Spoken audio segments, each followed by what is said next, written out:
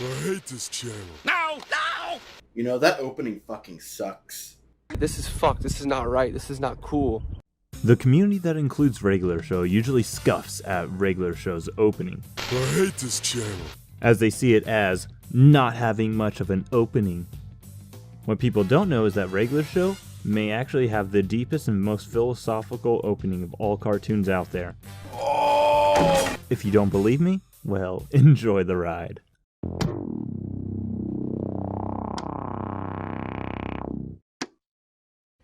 This is not okay. This needs to stop now. Within the first frame of the show, we are already in a huge philosophical take, as most will think of it as just a black screen, but that isn't true. The black screen is to represent the mundane, and putting everyone's expectations as a mystery. Nothing too special to the average eyes, as if it's just average, or regular, if you would. It starts off with no way of knowing what will happen, and because of that, anything could happen.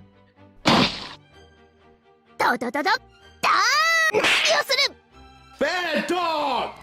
You expect that, bitch? It brings you on the edge of your seat and dying of anticipation, almost like a giant story in and itself. The next few frames we see something very interesting. As we are expecting anything, it still skillfully subverts our expectations by instead of being anything, it becomes everything.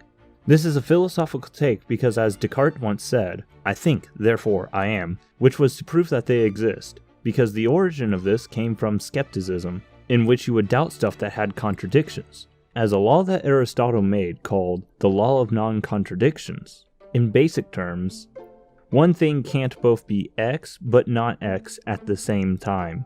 Unless maybe we get into the quantum level because physics and whatnot, but we aren't going to get into that talk. The thing is, they can't even disagree with Aristotle. Not because they Disagree. but if they disagree, then they are proving what he said, because the basis of this disagreement is that there is a contradiction. What the fuck? This is so irrefutable that even disagreeing or refuting it is proving it right. It's something you have to accept no matter how much you don't want to. Now, to get back to skepticism for a second.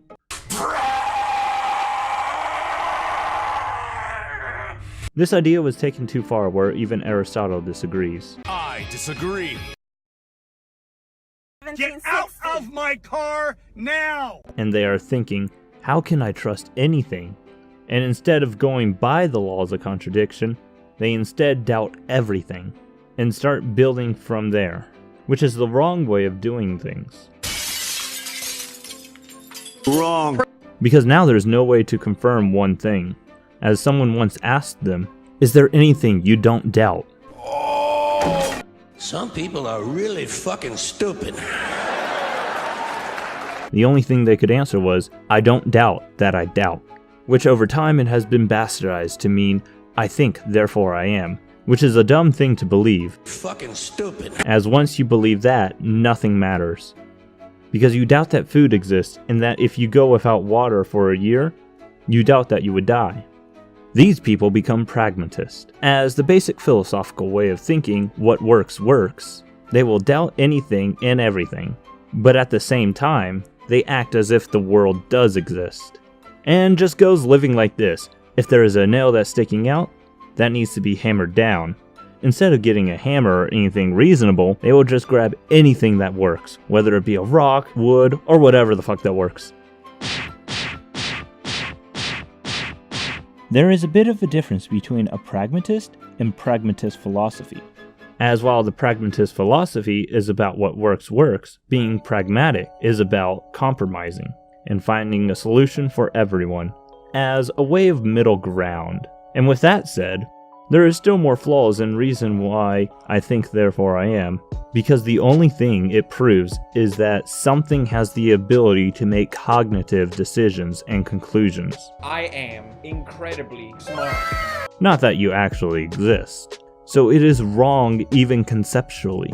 Nevertheless, even though all of this is wrong, Regular Show still uses it to bring their show together into existence, with the use of a massive amount of world building, because we can see hundreds of worlds, which gets the show on a deep level. With how many worlds there are built, it shows that our world isn't special, just another world, as it is very regular. And this goes with the story of the show, because the show is about a regular person, like you, who works at a convenience store. While it is Halloween, they eat candy laced with acid.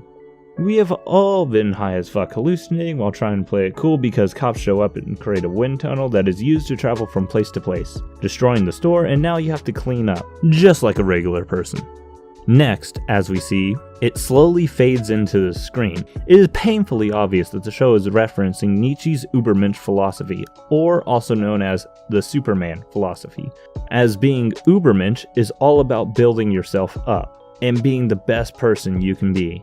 You must strive for self-improvement even if you fail or make mistakes. As long as you are improving yourself, of course, as everything is seen as an opportunity to improve, which also means to not drink alcohol because that numbs the senses. The problem with that is that it makes you feel okay, which gives you less motivation and reason to improve, and breeds complacency, but I'll speak a little bit more about that later. The best way to understand this is by using the Serenity Prayer, as it clearly shows the name saying regular so, and Aristotle, which is, you must accept the things that you cannot change, as it is a powerful message.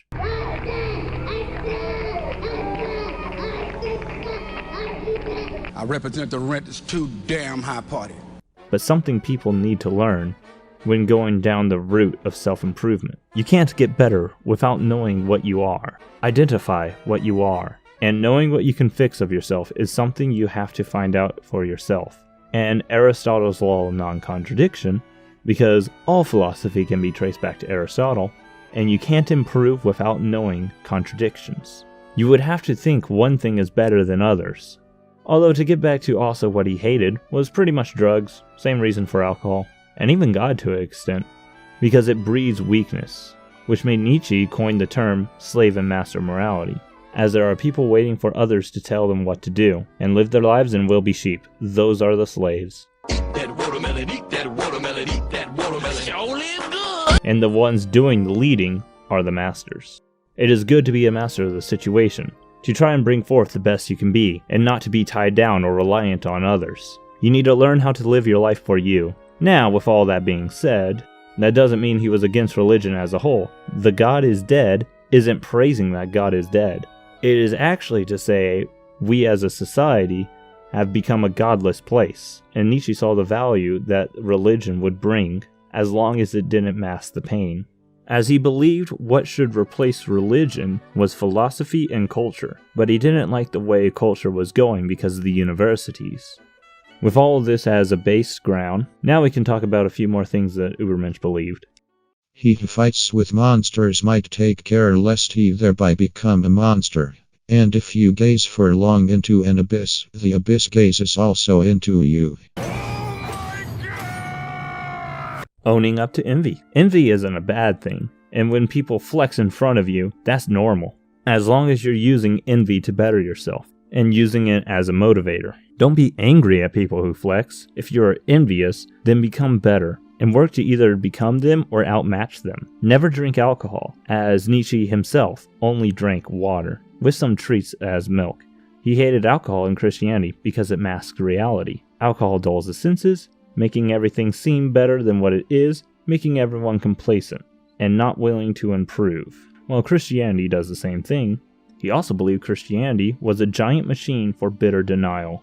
Lastly, something about once you get rejected, that you have become so fed up with the world you hire a prostitute, then contract syphilis, and die a crazy man who cries at horses, somehow knowing their pain, because that is what it means to be an Übermensch.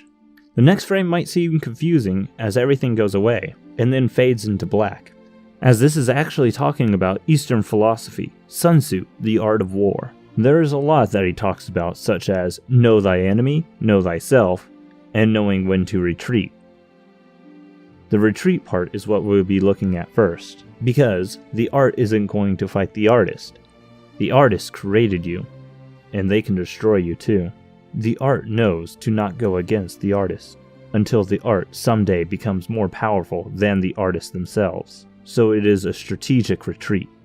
Although there is a problem, and the problem is that the regular show will never be better than its artist.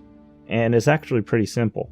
When the screen fades to black, it is them becoming a nihilist. as they don't care about anything, which is why you won't see the title come up again. The regular show never fully became the best as it could be, and then it gave up. The author, being the master, then tips his hat and closes it out so that the story itself can play. You see, not only is regular show deeply philosophical, but it is even more deep in these 6 seconds than all of Ava combined, and that is why openings are needed.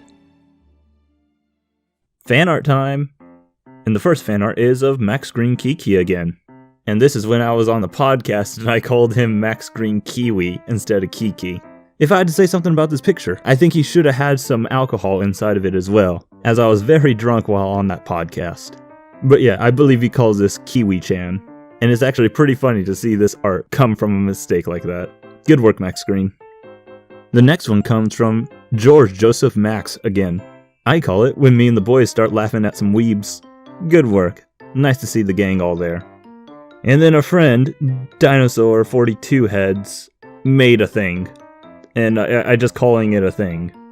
And that is all for now. If you want to send me fan art, just @ me on Twitter, or join the Discord down below and come to the fan art section and post your fan art there. I try to be as active as possible inside the Discord. Until next time, I bid you adieu. Thanks for watching. Hello there, Nisha.